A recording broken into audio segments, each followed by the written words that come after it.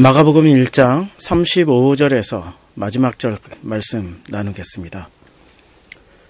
우리 기독교인들의 신앙생활의 첫걸음은 자신의 처음 자리를 확인하는 것에서부터 시작되어집니다.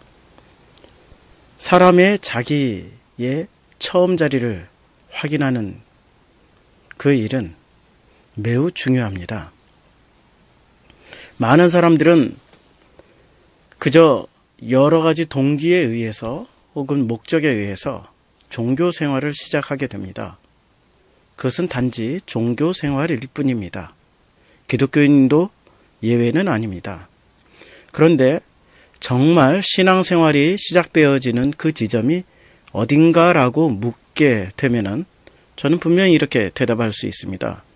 신앙생활의 첫걸음은 바로 자기의 처음 자리를, 본래의 자리를 확인하고 그리고 거기서부터 시작하게 되어지는 게 신앙생활이다 라고 드릴 수 있습니다. 그럼 그 처음 자리라는 것이 무엇입니까? 우리의 처음 자리는 바로 자신의 본질을 확인하는 자리입니다.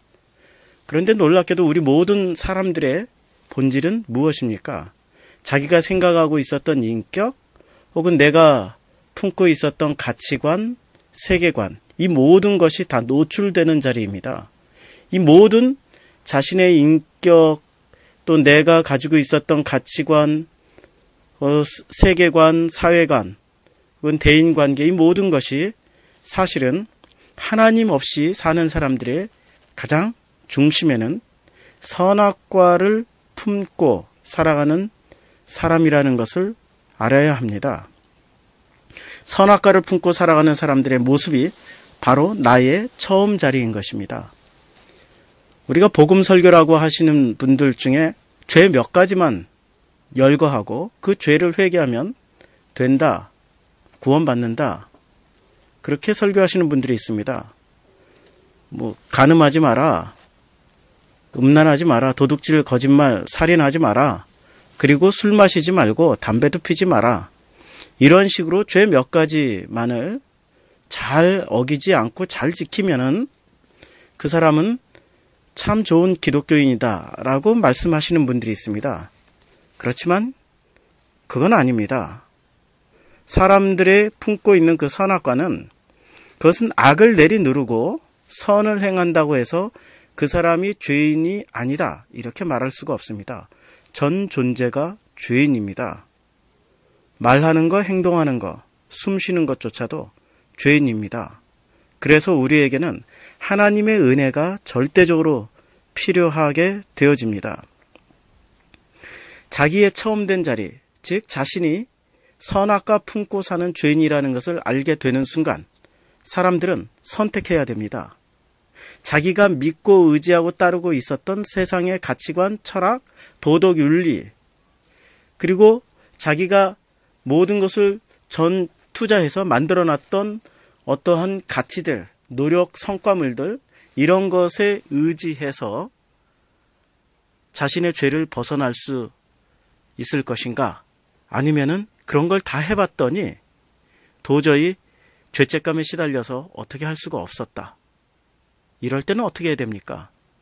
그때 비로소 예수 그리스도의 십자가 사건이 그 사람에게 의미가 있게 되어집니다. 그게 바로 신앙의 처음 자리, 첫 만남, 첫 사랑의 자리라고 할 수 있습니다. 이 첫사랑이란 말에 대해서 기독교인들이 많은 사용을 하고 있는데 첫사랑 회복을 해야 된다. 신앙의 첫사랑을 회복해야 된다. 그러나 이렇게 말을 할 때는 굉장히 많은 다른 내용을 담고 있습니다. 이 말은 달콤하고 아름답고 우아하고 멋진 그리스도와의 짜릿한 경험이 아니라 바로 나의 죄된 자리, 나의 가장 더럽고 추하고 악한 나의 감추어 놓았던 그 내밀하고 은밀하고 오직 나만이 알고 싶고 절대 누구에게는 폭로하고 싶지 않은 그러한 나의 은밀한 모습들이 폭로되는 자리, 그게 바로 나의 죄된 자리입니다. 그런 나의 죄된 자리에서 어떻게 할까요? 나는 도저히 구원받을 수 없는 죄인입니다. 라는 그런 고백을 할 때 비로소 선악과 없이 여자의 후손으로 태어나신 예수 그리스도, 그분이 하나님이시죠. 그 하나님이 값없이 내 대신 희생 양이 되어서 십자가에 못 박혀 죽으신 그 은혜를 내가 믿는 것, 그게 바로 첫사랑의 자리입니다. 첫사랑의 자리는 그렇게 짜릿하고 아름답고 우아하고 멋진 자리가 아닙니다. 그래서 첫사랑을 회복하자라는 그 말조차도 사실은 좀 수정해야 됩니다.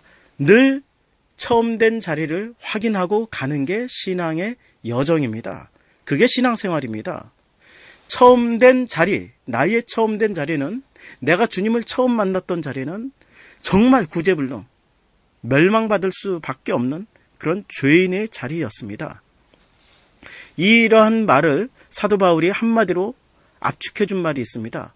누가 이 사망의 몸에서 나를 분리해 주겠느냐, 누가 이 사망의 몸에서 나를 꺼내 주겠느냐라는 이 고백 말입니다. 이 고백의 사실은 이런 내용입니다. 로마의 형벌 중에 가장 잔인한 형벌이 하나 있습니다. 그것이 산 사람을 죽은 사람과 함께 서로 마주보게 해놓고 꼭꼭 묶어두는 일입니다. 나는 살아있지만 내 몸에 묶여있는 이 몸은, 또 다른 몸은 죽어있는 몸입니다.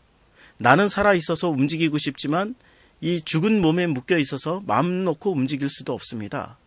나는 살아있지만 죽은 몸에서는 피가 흐르고 살이 썩어 문드러지고, 그리고 그 문드러진 살이 내 몸에 닿아서 내 살아있는 살까지 같이 썩어 들어갑니다. 썩어 들어가는 그 몸에 구더기가 생길 것이고, 그 구더기가 내 몸까지 파고 들어오는, 그러나 나는 이것을 알면서도 꼼짝없이 어쩔 수 없이 그 구더기에 먹히고 마는 그런 형벌입니다. 살아있지만 죽은 몸에 묶여서 같이 죽어가는 경험을 하게 되는 끔찍한 경험입니다. 이것을 누가 이 사망의 몸에서 나를 분리해 주겠느냐라는 이러한 말, 누가 이 선악과에 묶여있는 나의 몸을 누가 분리해 주겠느냐, 이런 고백입니다. 우리 사람은, 아담이 선악과를 따먹은 이후 모든 인류는 선악과를 품고 태어난 존재입니다. 이것을 반드시 알아야만 합니다. 그래서 스스로 죄 몇 가지, 그리고 자신의 도덕과 수양과 인격 향상을 통해서 죄를 안 짓는 것, 그러면은 나는 죄인이 아니다. 나는 이렇게 착하고 선하고, 저 사람도 마찬가지고 저 사람도 저렇게 착하고 선하기 때문에 죄를 안 짓고 천국 갈 수 있다라고 생각하지만 결코 아닙니다. 우리는 선악과를 품고 살아가는 존재입니다. 마가복음은 이러한 것을 극명하게 보여줍니다. 마가복음에서 구원받는 사람들, 병고침 받는 사람들, 귀신이 나가는 사람들, 이러한 사람들은 어떤 사람들이었습니까? 모든 사람들이 죄인이라고 손가락질했던 창녀, 세리, 도둑, 거짓말, 가난한 사람들, 이런 사람들은 아니었습니까? 이런 사람들이 오히려 마가복음에서는 구원받는 사람들이라고 말씀하고 있습니다. 마가복음 1장 전체가 이렇게 말씀하고 있습니다. 그런데 예수님이 치유하시는 그 놀라운 기적의 현장에서도 구원받지 못하고 치유함도 받지 못했던 한 무리의 사람들이 있었습니다. 그 사람들은 바리새인들이었습니다. 바리새인 서기관들. 그런데 이 서기관들의 대부분의 구성원들은 바리새인들이었습니다. 그러니까 같은 말입니다. 바리새인 서기관들. 이 바리새인들은 왜 구원을 받지 못했을까요? 우리가 이런 얘기를 합니다. 바리새인들을 묘사하는 그림들을 찾아보면은 매브리코에다가 아주 악마적인 모습을 띠고 있고, 그리고 옷도 굉장히 추하고 더럽게 입은 모습으로 그려놓은 그림들이 많이 있습니다. 사실은 이것은 바리새인들을 잘못 알고 있는 상황에서 만들어진 허위 가짜들입니다. 사실 바리새인들은 지금으로 치면은 교회의 목사님이라고 할까요?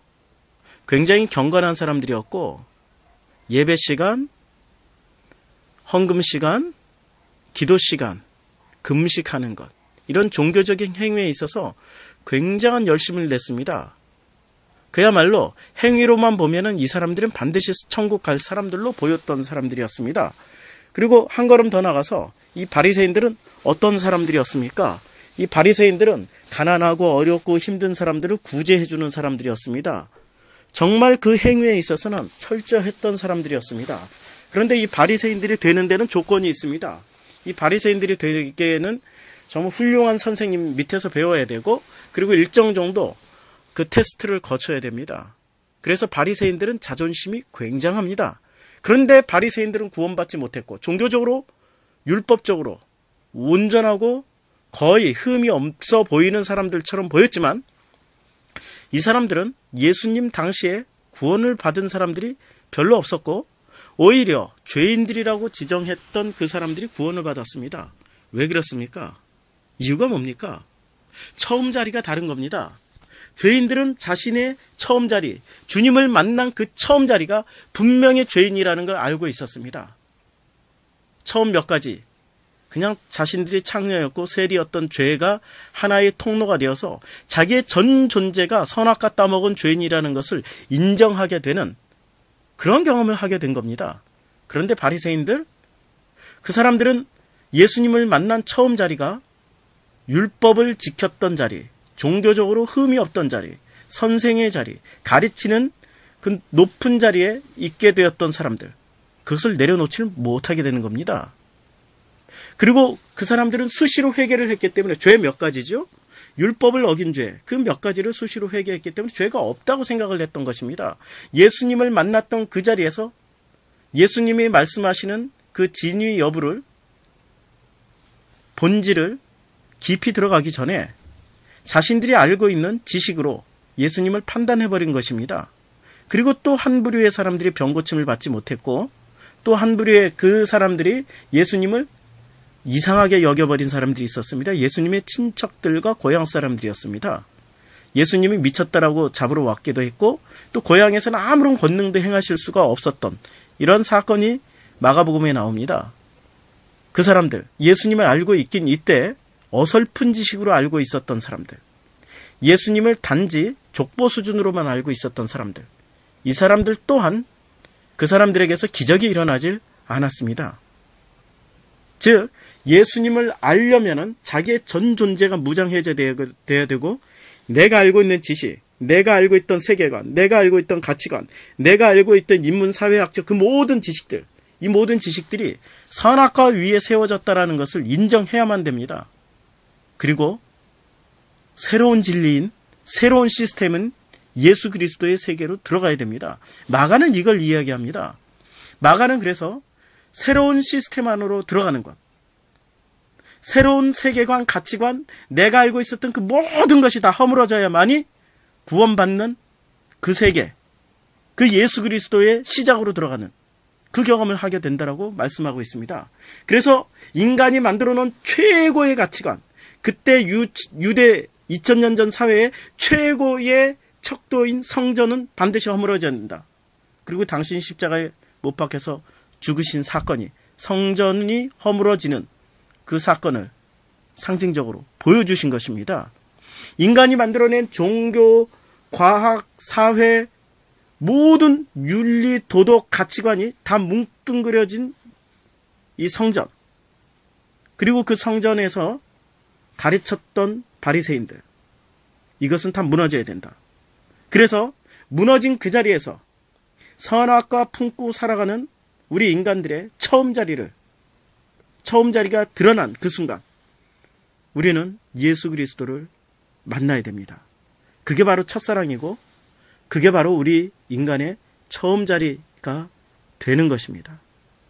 우리 기독교는 처음 자리, 신앙의 처음 자리를 확인하는 게 우리 기독교인들이 반드시 신앙의 여정 가운데 있어야 될 일들입니다. 많은 분들이 교회 다니면서 예수를 닮고자 합니다. 교회 다니는 사람이 왜 이렇게 나쁘냐고, 못됐냐고, 나쁜 짓 하냐고 반문합니다. 하지만 성경은 우리에게 착하게 살라고 얘기하지 않습니다. 다만 내 처음 자리를 분명하게 확인하고 회개하면서 예수 그리스도 앞에 나와 예수 그리스도의 은혜를 알고 예수 그리스도만 사랑하라고 했습니다. 그러면 능력이 많으신 하나님께서, 이 모든 것의 지혜의 근본이신 하나님께서 그의 앞길을 인도해 주실 거라고 말씀하고 있는 게 성경입니다. 성경을 도덕, 윤리, 가치관, 세계관 수준으로, 세상의 필터링으로 그렇게 해석하지 마십시오. 성경은 예수 그리스도라는 그 프리즘으로 이제는 진리 안에서 이제는 다시 보시면 정말 날마다 첫사랑의 감격으로 살아가시게 될 겁니다. 기도하겠습니다.